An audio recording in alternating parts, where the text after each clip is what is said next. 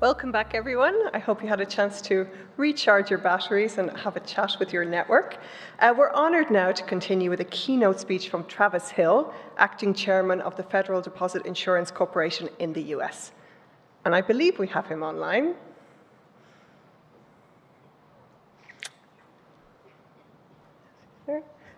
Hello, Chairman. Hello from Brussels. Thank you for joining us, which I know is very early in the morning there, so we do really appreciate it. And the floor is yours. Well, thank you, and hi, everyone. I want to start by thanking the Single Resolution Board for inviting me to speak at this important and timely conference. This year's conference is especially noteworthy because we are commemorating the 10th anniversary of the Single Resolution Mechanism. Together, the SRB and SRM form an important pillar of the European Banking Union and have made great progress in building resolution capabilities and enhancing the resolvability of European financial institutions. The FDIC has been proud to partner with the SRB in planning for potential cross-border resolution and to help ensure we are as prepared as possible to successfully resolve financial institutions that operate in our respective jurisdictions. Today, I'm going to focus my remarks on some of the lessons learned from a resolution perspective from the 2023 banking turmoil, which included in the United States the failures of 3 large banks, and in Europe, the first post-financial crisis collapse of a global systemically important bank. I will also provide updates on some key changes we have made to our resolution framework and discuss additional actions we are planning or contemplating. The FDIC requires resolution planning from large banks under 2 separate frameworks. First, pursuant to Title I of the Dodd-Frank Act, large bank holding companies submit resolution plans to the FDIC and the Federal Reserve. Second, under the FDIC's regulations, large insured depository institutions submit resolution plans to the FDIC. The Title I rule requires looking at the entire banking organization, envisions a resolution under the U.S. Bankruptcy Code, and is focused on financial stability and mitigating systemic risk, while the IDI rule concentrates specifically on the IDI, envisions a resolution under the Federal Deposit Insurance, and is more focused on the operational aspects of executing a resolution. Under the current IDI rule, institutions are required to develop a resolution plan based on an identified strategy with a strong bias in favor of a bridge bank strategy. I have on several occasions in the past expressed my view that this approach stands in contrast to a key lesson from the failures of 2023, that a post-failure bridge bank is generally a costly, undesirable outcome. Silicon Valley Bank and Signature Bank both experienced significant outflows of deposits and value destruction after they failed, as the bridge bank suffered from the melting ice cube problem that is often typical of bridge banks and conservatorships. Thus, given the plethora of challenges and costs associated with running a bridge bank, in my view, the primary goal for resolution planning for large regional banks should be to maximize the likelihood of the optimal resolution outcome, which is generally a weekend sale. As I will explain, we are taking a number of steps to execute on that goal. At the same time, it is also true that a weekend sale might not be available, and so our secondary objective should be to be prepared to operate an institution for a short period of time post-failure, if needed, while at the same time actively pursuing a sale. Consistent with these objectives, in April, the FDIC issued frequently asked questions that modified its approach to implementing the IDI rule. Among other items, we waived the requirement that institutions build the plans around a bridge bank strategy and instead allowed filers to describe the potential suitable resolution strategy or strategies that reasonably could be executed by the FDIC. Overall, the FAQs were intended to focus the IDI resolution planning process on the operational information most relevant for the FDIC to resolve a large bank through a weekend sale or operate the institution for a short period of time while rapidly marketing the institution. We also waived a number of content elements that may be obtained from other sources or simply were not of high value to planning for and executing an orderly resolution. The FAQs also waived requirements that banks produce a large amount of speculative analysis about hypothetical failure scenarios and a highly subjective credibility standard by which plans would be judged. Still, the modified approach established by the FAQs retains certain beneficial elements of the IDI rule. An example is the rule's emphasis on a firm's capability to quickly set up a virtual data room, or VDR, which, as I will discuss, is key for potential bidders to perform due diligence and offer competitive bids. We made these modifications swiftly through FAQs so they would apply to planned filings due in July of this year. While those filings are still under review, the result is that the banks have been able to focus their attention more closely on the most critical elements the FDIC would need to market a failed bank, as well as those that would enable us or a potential bidder to understand its internal operations. We have also begun work on a proposal to make amendments to the underlying rule. At a minimum, we plan to propose codifying the FAQs from earlier this year into the regulation. We are also looking carefully at the interplay between the IDI rule and the Title I rule. For example, is it a good use of time and resources for domestic Title I filers that have adopted a single point of entry strategy, which envisions a parent company filing for bankruptcy while bank subsidiaries continue operating, to continue to file IDI plans? Are there ways to address overlap for filers with multiple point of entry strategies? We are also evaluating other content elements that could be adjusted or streamlined to further improve the value of these filings, and we will remain focused on what is most critical for the FDIC's ability to successfully execute a resolution. Finally, we will continue to consider ways to shift the IDI rule process towards engagement and capabilities testing, focusing on operational capabilities and away from static plans. In parallel to reviewing the various IDI resolution requirements imposed on banks, we have also been working to improve the FDIC's own capabilities.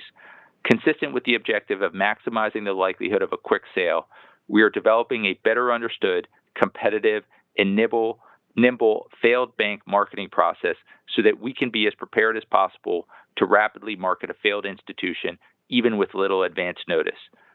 As we work to update our internal processes, we have been engaging with institutions in their capacity as potential acquirers to seek their input on how to improve the bidding process and remove potential obstacles to lower cost bids. This engagement is ongoing, but it has already identified key areas for improvement and has generated a number of useful ideas. For example, we heard that the FDIC needs to be more transparent before and during the failed bank marketing process, and that more transparency, including with respect to the type of financing the FDIC is able to provide, would encourage more participation in the bidding process. In addition, we must improve our communication with potential bidders leading up to and during a resolution. As we update our marketing process, we expect to find ways to be more proactive in expanding engagement, to educate bidders about our process, gauge acquisitive interest, and seek ongoing input on areas where we can improve. Additionally, institutions observed that the transaction tools and documentation we use to sell failed banks are not sufficiently flexible to easily accommodate the range of transaction types that might be needed in connection with the sale of larger or more complex institutions, such as by readily allowing for bank and non-bank partnerships. We have been working on a range of updates to transaction documents and are considering various options for next steps. Nearly all institutions with whom we have engaged highlighted the importance of due diligence and emphasized the value of VDRs with complete, well-organized, and timely information. We have heard that, in addition to core information about a failed bank's operations, deposit franchise, loan portfolio, and other assets, there are some low-cost, high-value add items that would be useful for potential bidders, such as internal risk management reports and up-to-date liquidity data. This kind of off-the-shelf reporting would provide a more complete and current view into the failed bank's condition. The faster we can provide information and the higher quality the information is, the more likely it is we will receive competitive bids and the lower the uncertainty premium that ultimately comes out of the deposit insurance fund. Another consistent theme we heard is the significant challenges that come with bidding on a failed institution when there is a very short runway. Given the potential speed of modern-day bank failures, this feedback underscores the importance of advanced preparation during peacetime and clear, consistent, and frequent communication leading up to and during a resolution. Concurrently, we continue to work on a range of operational improvements across a multitude of areas. For example, we have enhanced various internal systems, primarily in the areas of customer service and asset management, to ensure they can scale for large failures. Mission-critical contracts have been consolidated and updated to ensure the FDIC has the necessary tools and expertise to rapidly resolve complex resolutions. We have also implemented a large bank ready reserve training program that involves cross-training staff across FDIC divisions on various aspects of the resolution process to ensure our resolution divisions may tap resources within and across the corporation during either a large bank resolution or a large volume of failures. We have also made improvements to our least cost test model, which the FDIC uses to estimate the cost of different resolution options to determine which is the least costly to the DIF. The legacy model ran on outdated coding and required extensive manual inputs from calculations and data sources outside the model. It often took staff days to process bids using this model to determine the least costly resolution transaction.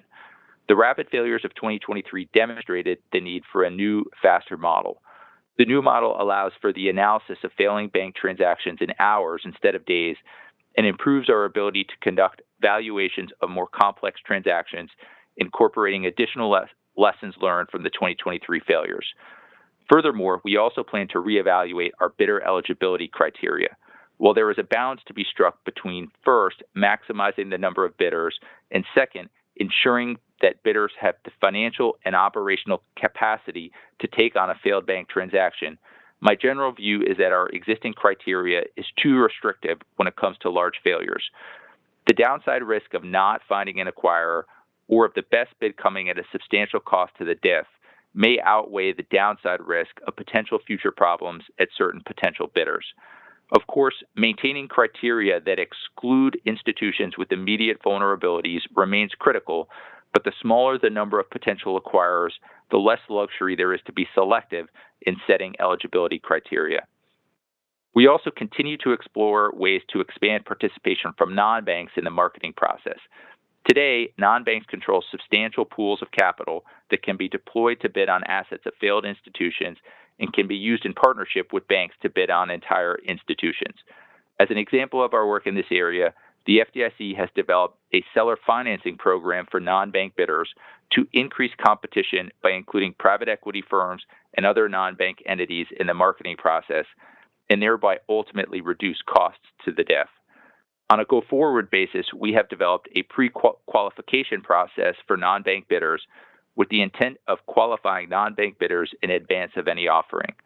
The FDIC plans to pilot this qualification process with bidders who participated in the bidding process for the April 2024 failure of Republic First Bank and the 2023 asset sales following the failure of Signature Bank, as well as with other non-bank firms that have expressed interest in pre-failure loan sales. This pilot process will start in January 2026 and will be revised based on feedback. The FDIC expects to publicly release the pre-failure qualification process and application after receiving feedback from the pilot program. Another key issue that arose following the 2023 failures is how the FDIC finances receiverships when large banks fail or when a large number of banks fail. The 2023 failures imposed significant short-term liquidity demands on the FDIC in its capacity as receiver, demands that were met through borrowings from the Federal Reserve. These borrowings were extremely costly and, in numerous respects, unprecedented, as the Federal Reserve charged a penalty rate on the borrowings and the FDIC did not pay them off in full for nearly 9 months. I have spoken in detail in the past about the need to be better prepared to meet significant liquidity demands in the future, and the FDIC is actively working to move in this direction. For example, the FDIC has engaged with the Federal Financing Bank to implement a rapid process for securitizing assets assumed from large failed IDIs. These assets could include purchase money notes used to cover asset liability mismatches of a failed IDI or to provide leverage for asset purchases to facilitate the sale of large complex transactions. In 2023, the FDIC twice securitized positions through the FFB, but the first did not occur until 6 months after the failures. Securitizing assets through the FFB represents a lower cost option than borrowing from the Federal Reserve to meet significant liquidity demands if it can be done much more quickly than in 2023. In the meantime, the FDIC appreciates the ongoing constructive dialogue with the FFB. Another lesson from the 2023 bank failures with significant cross-border implications was the challenge identified with bailing in certain bonds issued by Credit Suisse to U.S. investors in a manner consistent with the U.S. security laws. According to the Financial Stability Board, staff from the Securities and Exchange Commission at the time noted there would have been legal challenges relating to U.S. securities laws in executing a bail-in. If there is legal uncertainty regarding the ability to bail in debt that constitutes a part of a bank's total loss-absorbing capacity, the entire SPOE resolution could be called into question. Of course, the issue became moot in Credit Suisse's case, but it demonstrated a significant potential obstacle to the successful resolution of GSIBs located in certain jurisdictions that utilize an open bank bail-in approach to GSIB resolution. Compliance with securities laws in the United States is under the exclusive jurisdiction of the SEC, but as the resolution authority, the FDIC has a keen interest in the issue. Internationally, the FSB's Resolution Steering Group, or RESG, is setting up a new task force with the FDIC serving as chair to focus on the issue, while domestically, under SEC Chairman Atkins' leadership, the SEC has been working to address it after little material progress during the previous administration. More generally, I am pleased to see that the RESG, under the leadership of SRB Chair Dominique Labarex, continues to focus on resolution authorities' preparation to execute bail-in, particularly in the cross-border context. Another important area is our resolution readiness for other types of systemically important institutions, including central counterparties. These institutions play an essential role in some of our most important markets and provide critical services that, if a CCP were to fail, must be continued in resolution. The FDIC continues its firm-specific planning in this area and, in doing so, leverages the plans that are received by the CCP's supervisors. These recovery and wind-down plans help the FDIC better understand CCPs and their business lines and consider how the agency might operationalize a resolution if called upon to do so. We also engage with the firms regularly, and that dialogue is a valuable contribution to our readiness. However, the FDIC does not play a role in supervising these institutions and does not engage in the type of capabilities development that it does with the large U.S. banks through the Title I resolution planning process. Over the years, we have participated in a series of exercises and structured discussions with a group of regulators, the Bank of England, Federal Reserve, SEC, and Commodity Futures Trading Commission, to share views on the challenges in this space and review progress in addressing these challenges. We hope to hold another such meeting in the near future. In conclusion, the FDIC and the SRB have a long track record of collaboration and advancing preparedness for the resolution of a large financial institution operating in one of our jurisdictions. Together, the United States and the European Banking Union are home jurisdictions for over half of the GSIBs identified by the FSB, and each of us is an important host jurisdiction to the other.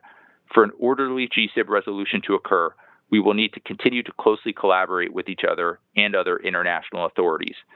Meanwhile, domestically, we will continue to incorporate key lessons from recent bank failures into our regulatory and resolution frameworks, and we will remain mindful of the many lessons we have learned over the course of our 92-year history. Thank you, everyone. Thank you very much, Chairman Hill, for this very comprehensive overview of what's happening across the Atlantic, and I think extremely pertinent for all of our discussions today. Thank you again for joining us. Thanks, everyone.